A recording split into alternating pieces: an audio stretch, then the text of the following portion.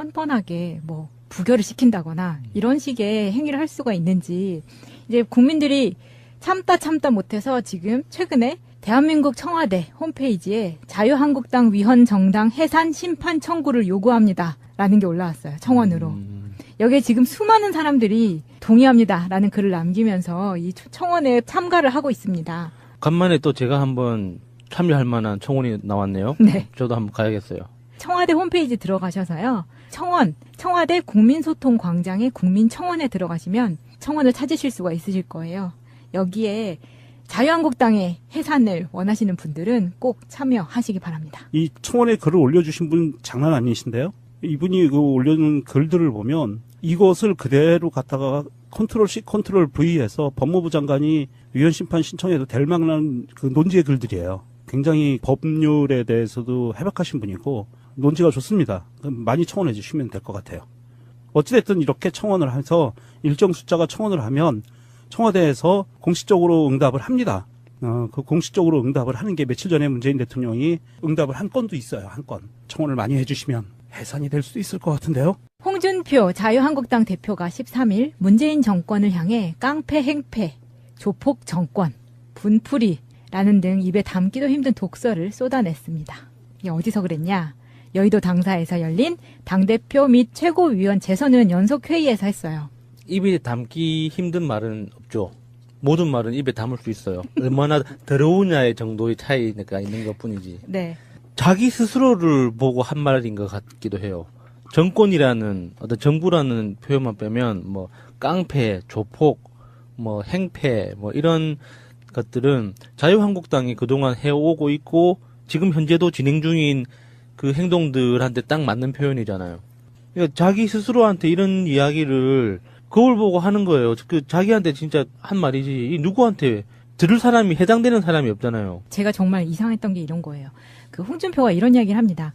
몇 년 전 범죄와의 전쟁, 나쁜 놈들 전성시대 이런 영화가 있었는데 거기 보면 세관원들이 깡패를 끼고 법 위에 군림하면서 온갖 행패를 부리는 장면이 있다.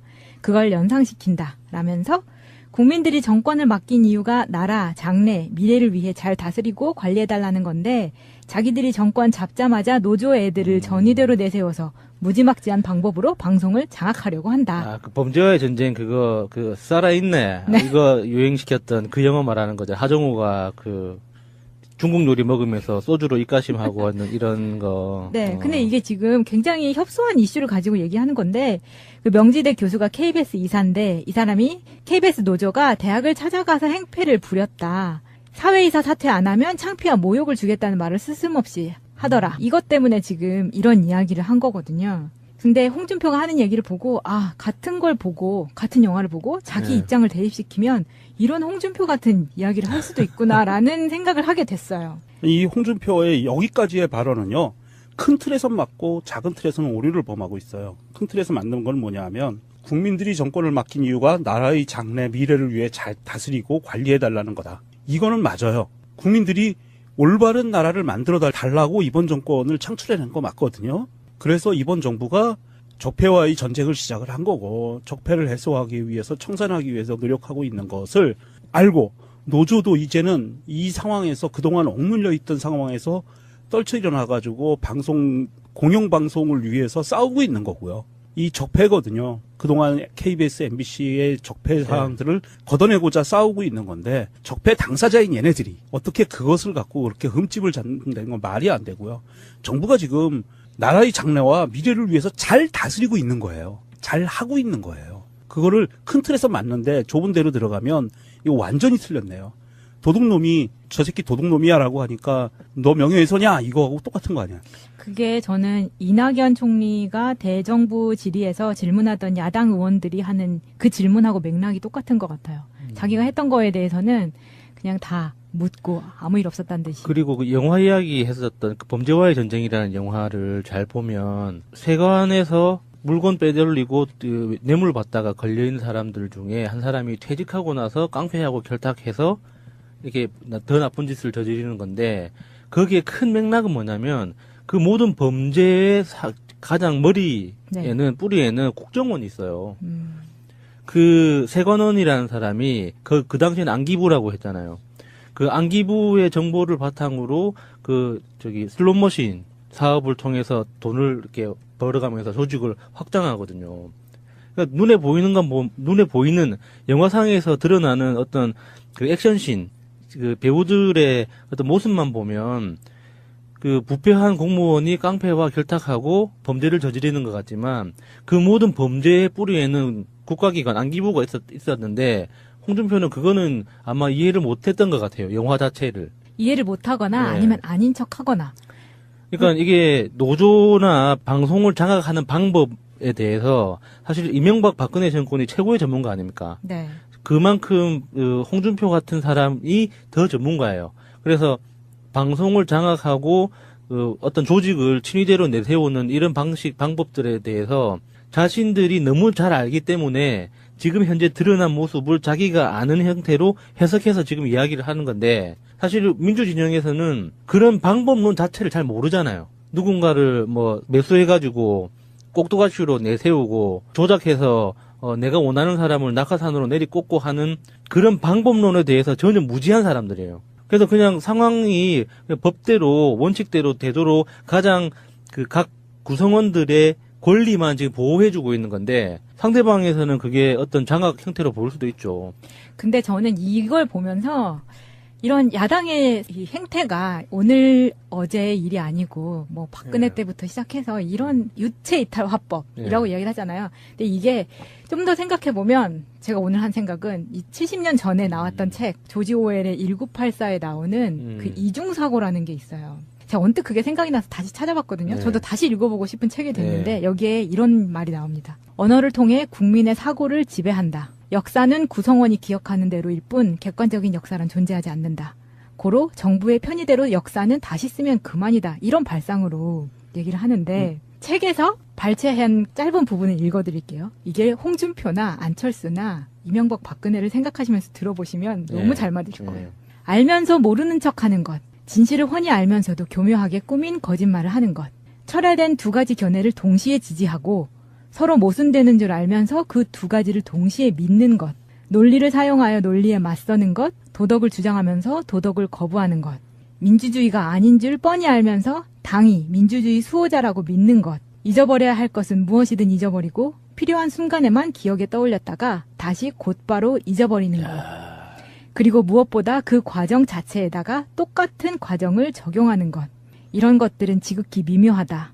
의식적으로 무의식 상태에 빠지고 자신이 방금 행한 최면 행위에 대해서까지 의식하지 못하는 격이다. 약간 이게 조지 오웰이 쓴 책이 나와요? 네. 1984에 나와요. 오. 이 이중사고라고 하는 예, 거예요. 이중사고 저도 1984 그거를 보면서 MB 생각을 많이 했었어요. 그쵸. 예. 왜냐면은 이런 거죠. 4대강 사업 있잖아요. MB가 후보 시절에 대운하를 이야기를 했었잖아요. 네. 그래서 그 대운하로 해서 너무 역풍이 크게 부니까 이름을 바꿔서 내용은 똑같은데 4대강 사업으로 바꿔서 추진했단 말이죠. 사람들의 인식에 어떤 이름을 붙이느냐. 보통 프레이밍 작업이라고 하잖아요. 네. 그러니까 그런 걸 굉장히 잘했었죠. MB가. 똑같은 일을 하는데, 그러니까 내가 하고 싶은 대로 하는데 어떤 좋은 명분을 갖다 붙여서 이 우파들이 활동할 수 있는 정치적 공간을 열어주는 일을 굉장히 잘했었거든요. 그래서 이중사고가 좀 말이 어렵긴 한데 말 따로 행동 따로라는 거죠. 그쵸. 이중적으로 사고하는 거죠. 예. 근데 이게 예전에는 아날로그 방식으로 수집된 정보가 이제 갖는 시간이라던가 배포되는 시간이라던가 이런 게 많이 걸려서 파급 효과가 느리고 적었다고 할 수 있겠지만 지금 같으면 스마트폰, 인터넷, SNS 이런 걸로 무분별하게 뿌려지는 왜곡된 역사와 가짜뉴스 이거 우리 저번 대선 때 엄청 많이 봤잖아요. 예. 이게 지금 완전 피부로 다가오는 거죠.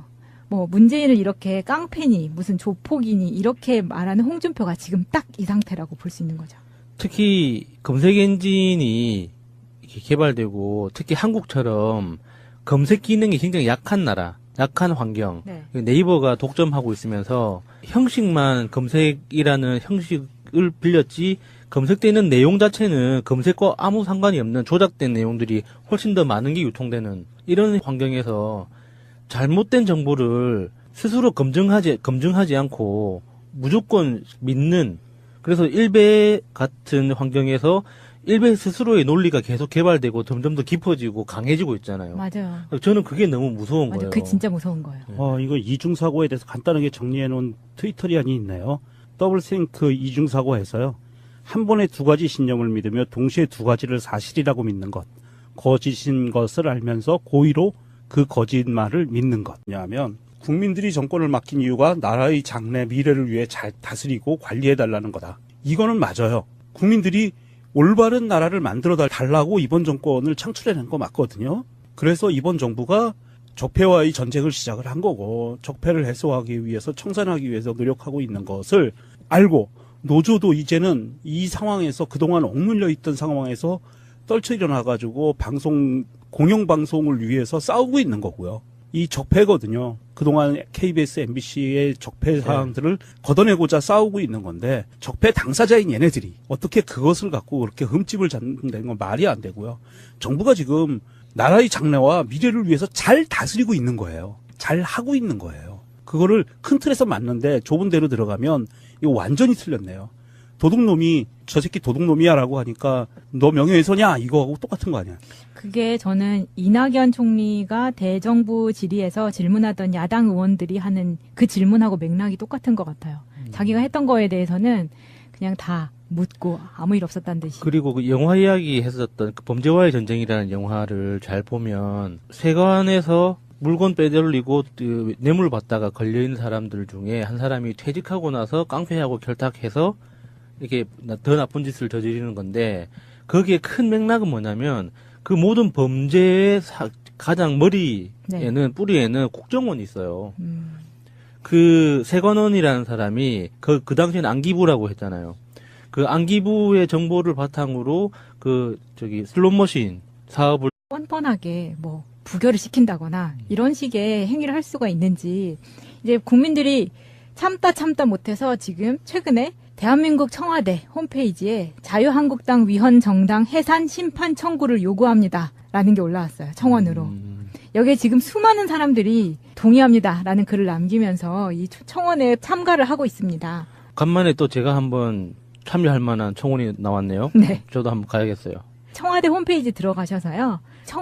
청와대 국민소통광장의 국민청원에 들어가시면 청원을 찾으실 수가 있으실 거예요. 여기에 자유한국당의 해산을 원하시는 분들은 꼭 참여하시기 바랍니다. 이 청원에 글을 올려주신 분 장난 아니신데요? 이분이 그 올려놓은 글들을 보면 이것을 그대로 갖다가 컨트롤-C, 컨트롤-V에서 법무부 장관이 위헌심판 신청해도 될 만한 그 논지의 글들이에요. 굉장히 법률에 대해서도 해박하신 분이고 논지가 좋습니다. 많이 청원해 주시면 될 것 같아요. 어찌됐든 이렇게 청원을 해서 일정 숫자가 청원을 하면 청와대에서 공식적으로 응답을 합니다. 그 공식적으로 응답을 하는 게 며칠 전에 문재인 대통령이 응답을 한 건도 있어요. 한 건. 청원을 많이 해주시면 해산이 될 수도 있을 것 같은데요. 홍준표 자유한국당 대표가 13일 문재인 정권을 향해 깡패 행패, 조폭 정권, 분풀이라는 등 입에 담기도 힘든 독설을 쏟아냈습니다. 이게 어디서 그랬냐? 여의도 당사에서 열린 당대표 및 최고위원 재선의원 연석회의에서 했어요. 입에 담기 힘든 말은 없죠. 모든 말은 입에 담을 수 있어요. 얼마나 더러우냐의 정도의 차이가 있는 것 뿐이지. 그 이중사고라는 게 있어요. 제가 언뜻 그게 생각이 나서 다시 찾아봤거든요. 네. 저도 다시 읽어보고 싶은 책이 됐는데 여기에 이런 말이 나옵니다. 언어를 통해 국민의 사고를 지배한다. 역사는 구성원이 기억하는 대로일 뿐 객관적인 역사란 존재하지 않는다. 고로 정부의 편의대로 역사는 다시 쓰면 그만이다. 이런 발상으로 얘기를 하는데 책에서 발췌한 짧은 부분을 읽어드릴게요. 이게 홍준표나 안철수나 이명박 박근혜를 생각하시면서 들어보시면 너무 잘 맞으실 거예요. 알면서 모르는 척하는 것. 진실을 훤히 알면서도 교묘하게 꾸민 거짓말을 하는 것. 철회된 두 가지 견해를 동시에 지지하고 서로 모순되는 줄 알면서 그 두 가지를 동시에 믿는 것. 논리를 사용하여 논리에 맞서는 것. 도덕을 주장하면서 도덕을 거부하는 것. 민주주의가 아닌 줄 뻔히 알면서 당이 민주주의 수호자라고 믿는 것. 잊어버려야 할 것은 무엇이든 잊어버리고 필요한 순간에만 기억에 떠올렸다가 다시 곧바로 잊어버리는 것. 그리고 무엇보다 그 과정 자체에다가 똑같은 과정을 적용하는 것. 이런 것들은 지극히 미묘하다. 의식적으로 무의식 상태에 빠지고 자신이 방금 행한 최면 행위에 대해서까지 의식하지 못하는 격이다. 약간 이게 조지 오웰이 쓴 책이 나와요? 네. 1984에 나와요. 오. 이 이중사고라고 하는 예, 거예요. 이중사고 저도 1984 그거를 보면서 MB 생각을 많이 했었어요. 그쵸? 예. 왜냐면은 이런 거죠. 4대강 사업 있잖아요. MB가 후보 시절에 대운하를 이야기를 했었잖아요. 네. 그래서 그 대운하로 해서 너무 역풍이 크게 부니까 이름을 바꿔서 내용은 똑같은데 4대강 사업으로 바꿔서 추진했단 말이죠. 사람들 네. 자기 스스로를 보고 한 말인 것 같기도 해요. 정권이라는 어떤 정부라는 표현만 빼면 뭐 깡패, 조폭, 뭐 행패 뭐 이런 것들은 자유한국당이 그동안 해오고 있고 지금 현재도 진행 중인 그 행동들한테 딱 맞는 표현이잖아요.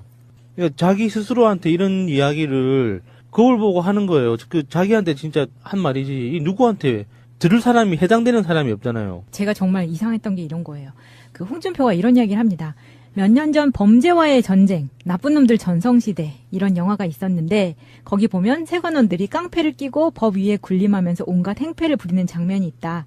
그걸 연상시킨다. 라면서 국민들이 정권을 맡긴 이유가 나라, 장래, 미래를 위해 잘 다스리고 관리해달라는 건데 자기들이 정권 잡자마자 노조 애들을 전위대로 내세워서 무지막지한 방법으로 방송을 장악하려고 한다. 아, 그 범죄와의 전쟁 그거 살아있네. 네. 이거 유행시켰던 그 영화 말하는 거죠. 하정우가 그 중국 요리 먹으면서 소주로 입가심하고 하는 이런 거. 네, 근데 이게 지금 굉장히 협소한 이슈를 가지고 얘기하는 건데 그 명지대 교수가 KBS 이사인데 이 사람이 KBS 노조가 대학을 찾아가서 행패를 부렸다. 사회이사 사퇴 안 하면 창피와 모욕을 주겠다는 말을 스스럼없이 하더라. 이것 때문에 지금 이런 이야기를 한 거거든요. 근데 홍준표가 하는 얘기를 보고 같은 걸 보고 같은 영화를 보고 자기 네. 입장을 대입시키면 이런 홍준표 같은 이야기를 할 수도 있구나라는 생각을 하게 됐어요. 이 홍준표의 여기까지의 발언은요.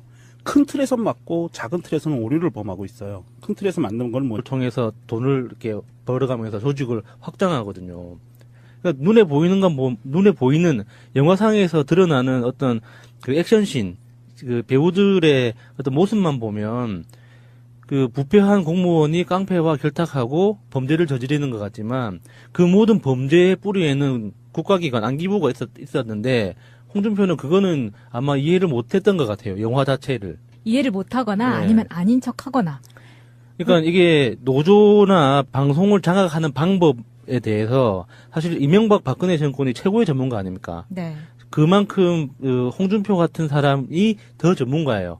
그래서 방송을 장악하고 어떤 조직을 친위대로 내세우는 이런 방법들에 대해서 자신들이 너무 잘 알기 때문에 지금 현재 드러난 모습을 자기가 아는 형태로 해석해서 지금 이야기를 하는 건데 사실 민주진영에서는 그런 방법론 자체를 잘 모르잖아요. 누군가를 뭐 매수해가지고 꼭두가시로 내세우고 조작해서 내가 원하는 사람을 낙하산으로 내리꽂고 하는 그런 방법론에 대해서 전혀 무지한 사람들이에요. 그래서 그냥 상황이 법대로 원칙대로 되도록 가장 그 각 구성원들의 권리만 지금 보호해주고 있는 건데 상대방에서는 그게 어떤 장악 형태로 보일 수도 있죠.